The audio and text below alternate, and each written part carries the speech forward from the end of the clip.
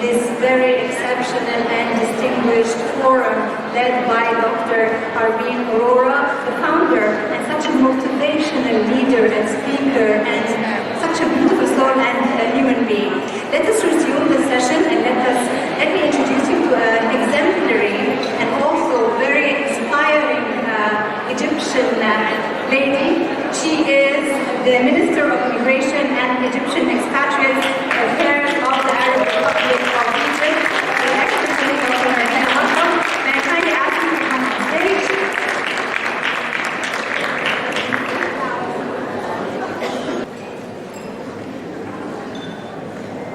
On behalf of our sisters from over 75 countries, no better example of integration, bringing the world together. I'd like to thank you, Honourable Minister, for gracing our panel, for lending your weight and support to our endeavours at the Women Economic Forum. We remain most grateful to the Honourable President of Egypt, who is hosting this event under his aegis, the National Council of Women, Dr. Maya, through whose good offices we have you here on this panel today. May I invite you to address the gathering now.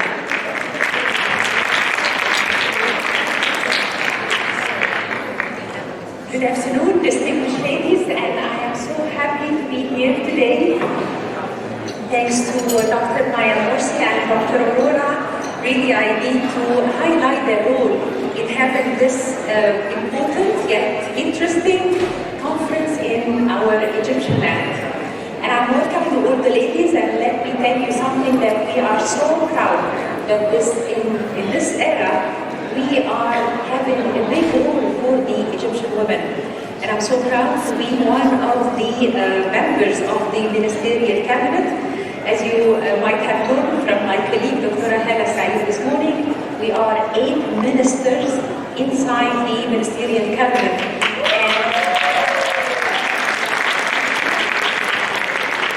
And each one of us is dealing with a big fight, and we are not there as an image, no. We are there to work, we are there to deliver, and we are there as well to change.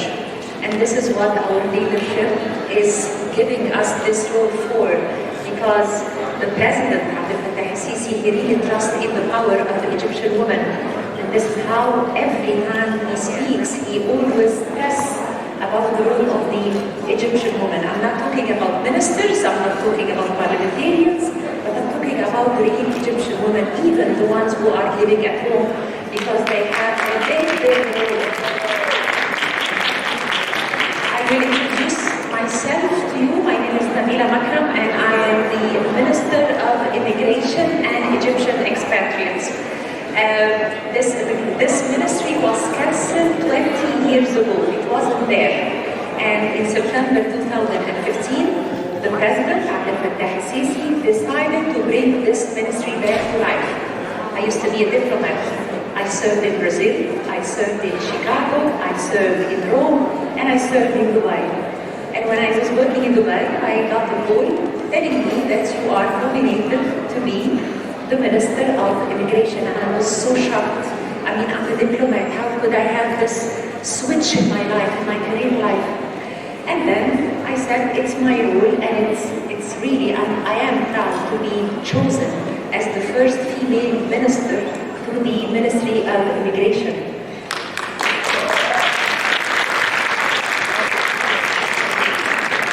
It was very hard to start a ministry from the scratch.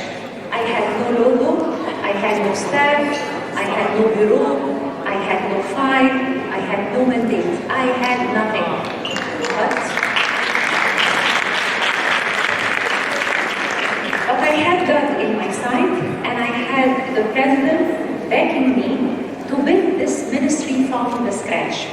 But why did the President think about returning this ministry back to life and becoming again a member of the Egyptian government? Because he believes so much in the power of women and the power of the Egyptian expatriates.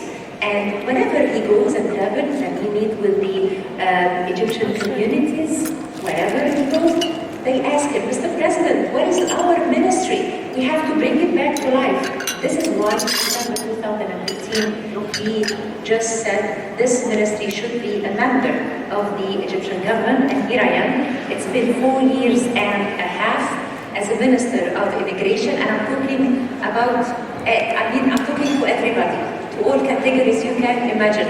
I'm talking to the labor in the Gulf area, I'm talking to the experts, I'm talking to the women expats, I'm talking to the illegal immigrants, and I'm talking to the second and third generation. So I have different categories I have to deal with, and believe me, in each category I have to change my style of talking, because when I'm talking to the youth, it's not talking to the people in the Gulf, it's not talking to the experts and the scientists. I just change my skin and I change my blood and I just flow with whatever I have in hand. The job of the Ministry of Immigration is to reconnect Egyptians with their homeland. It's been, as I said, 20 years, so the distance is so big and so huge. And we had to tell them, no, Egypt is opening all their tasks and force to welcome you back in Egypt, not physically, but wherever you are, just don't forget your country. We don't want your money, but we want your experience. We want your love to the country, especially in this era where Egypt is facing a lot, and we have a lot of rumors. Rumors that there is no safety in Egypt. Rumors that Egypt, this is the pyramids and the camels and the woman sitting on the floor next to the camel. This is Egypt for some people abroad. This is why we had to change this stereotype image and this negative image about us. Yes, we are 8 ministers and female ministers at the cabinet, but we have 19 members, parliamentarian members in our parliament as well.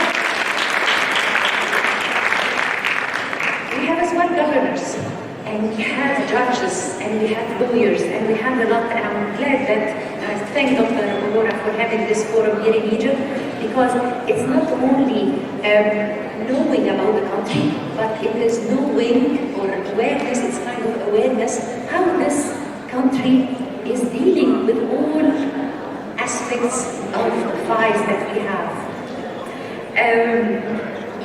As I said, I'm talking to different categories, and as long as we have this negative image about the country abroad, this gives me even a big push to talk more to the Egyptian expatriates, telling them, do not believe what social media is telling about the country.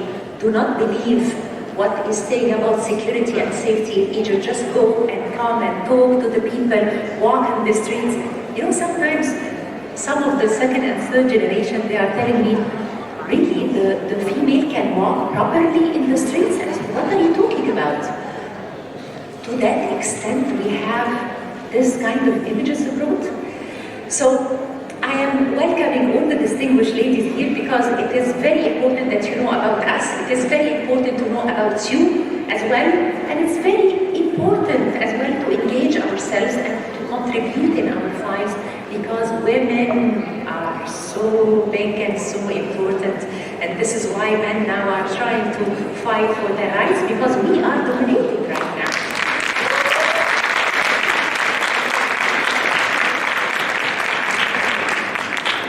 Let me tell you a story about one Egyptian woman. She's one of our expats, and her name is Laila Pence. Me and my lovely friend, Dr. Maya Morsi,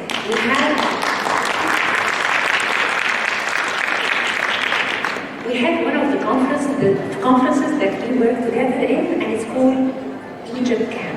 This is a kind of conferences that the Ministry of Immigration is organizing every year just to invite experts and professors and investors from the Egyptian expats to come and serve the country. But in 2019, the president announced that 2017, the president announced that this is the year of the woman. And with the expats, we always talk about what Egyptian needs, how can we let them reconnect with their country, but nobody really highlight the role of the woman immigrants or the woman expats. And she is doing a lot, and nobody feels what she's doing. So we did Egypt Can with Lilmaraة. This is the slogan of the Women Council, and this is what Dr. Maya did. The Teh Marbuta means the feminine kind of slave. Yeah. So we did it in Egypt camp for the women expats. And we had maybe like 13 women coming from everywhere. One of them was Captain Mona Shendi. Captain Mona Shendi, she came from Australia and she is working at the Navy. And you can never imagine how proud we were to see this young lady with the uniform from the Australian Navy coming to Egypt. Of course, the Arabic wasn't that good, but at the end of the conference, she was the one who had the speech, the farewell speech at the end of our conference, and we were so proud of her. I took her to our Navy, and she just watched everything going on, and they had this discussion. I was there with her. Believe me, I didn't understand a thing because they were talking about the Navy, the equipment, the boats, the ships, stuff like the submarines. But I was so proud that a woman expat in the Navy, the Australian Navy, can talk to our head of our Egyptian Navy, and she can offer what she can do for the country.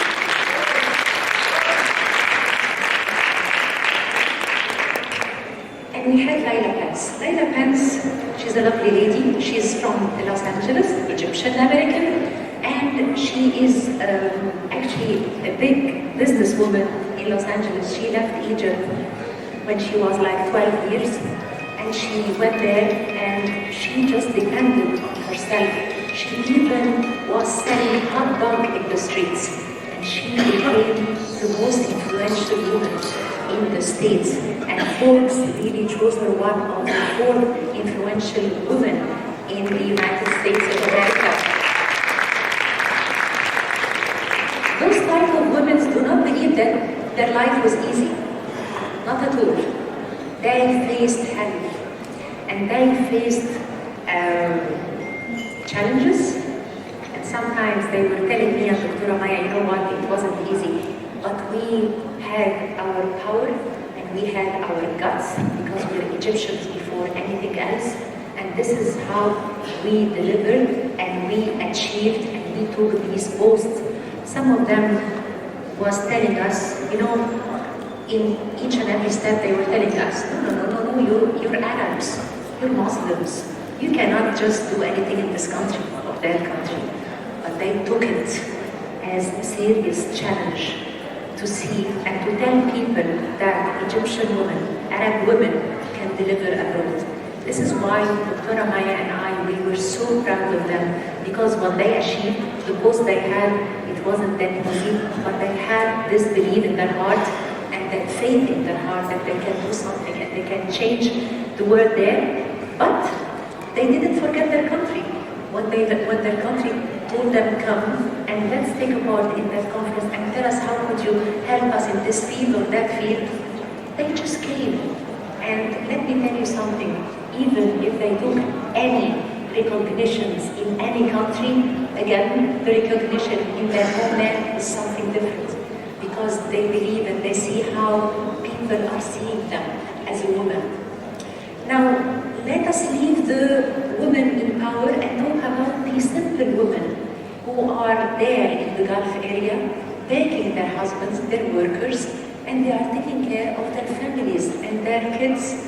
You know, the woman, the housewife in the Gulf area, she's the one who is raising the kids. She is the one who is teaching them how to reconnect with their country, how do they pray, how do they keep their traditions and their cultures. This is the wife, this is the housewife, and she's begging her husband, and in the same time, she is dominating all the keys for the financial system in the house. So don't really underestimate the housewife, because she is doing a lot, begging, supporting, raising, putting the Egyptian identity in their kids, and taking care of the financial issues that they are facing abroad.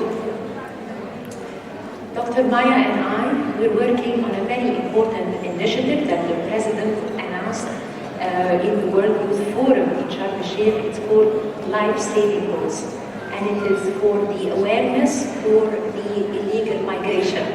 know that in 2016, Egypt announced that no boats were sailed from our shores. And this is a success for the Egyptian, all ministries, all institutions, all NGOs, Azhar, church, everybody worked in that field. And in 2016, we announced the success of the Egyptian state in defending this phenomenon.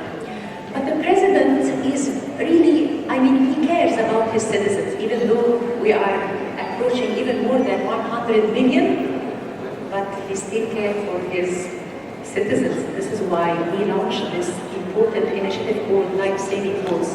He didn't call it the death boats.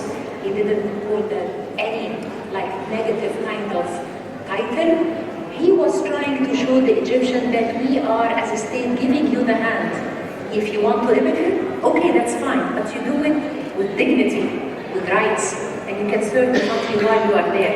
Your country isn't against the legal migration, but it is against the illegal migration. So this is why me and Dr. Maya, I'm moving. I love to move. So I go to governorates, I go to small villages. I like to see people, to talk to people, directly, even to work with women who are in small villages doing some very, very tiny stuff. And I sit with them and I just try to work with them, and I see a minister from the Egyptian government just sit next to us and work with us and even do some mugs and cups for us. Anyhow, the power of the woman's power in that phenomenon is very important. This is why we have to talk to the women, the mothers, in these 11 governorates to tell them it is not right to send your boys on a boat. If you want to raise them well, if you want to teach them well, please make sure they travel but in a safe way and with something in hand to work. This is why with Dr. Maya, we are talking to them. We're having this big initiative with all the women. This is why I want to really thank the Women Council, the National Women Council, for all the efforts you're doing with the Ministry of Immigration, of course under the patronage of the President, to put more hope and more faith in their hearts, because when they see us, it's something different.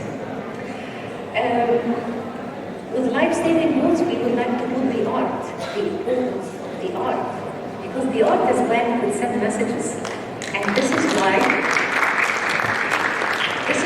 with Randa Poet, we are trying to make it a kind of a competition between the people or the youth in these governments, who tell them, just do anything about how do you feel about illegal migration, or about who, or what do you see in order to get it out. This is how each and every one of us is collaborating, and guess what? We are all women. Soranda Fouad, Maya Morsi, and the Minister of Social Solidarity. They all are working because the women, they work with their heart, with all my respect to the men, but the women work with the heart and great feelings to what they are doing. And when they insist on something, they will do it despite of what, regardless of what. I have a lot to say, but seriously, I am so happy to be invited here, Dr. Aurora, and I really am impressed with what you're doing with the forum.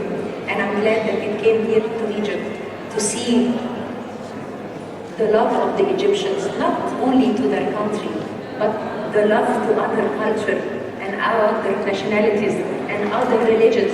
We are the only country who recognized the foreign community that used to live here in Egypt. Back then we had the Greeks, we had the Cypriots, we had the Italians, we had the Armenians. Everyone was living here in Egypt.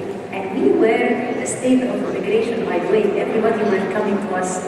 And Egypt is really a big, important example of how accommodating all the nationalities, all the religions, all the cultures. And still, as the President said, and as you might know, we have 5 million refugees living in our land. And guess what? The President, he doesn't want to call them refugees. They call them guests. Guests of Egypt. They are very well integrated in the country. They are very well integrated in the country. We do not put them in camps. We do not put them like away from the city. They go to our hospitals, they go to our churches, they go to our mosques, they go to our schools. They are part of us, and we are proud that even with our challenges here in Egypt, we do not refuse anyone or any guest who come to the country and seek for help. This is why God bless Egypt. Thank you very much.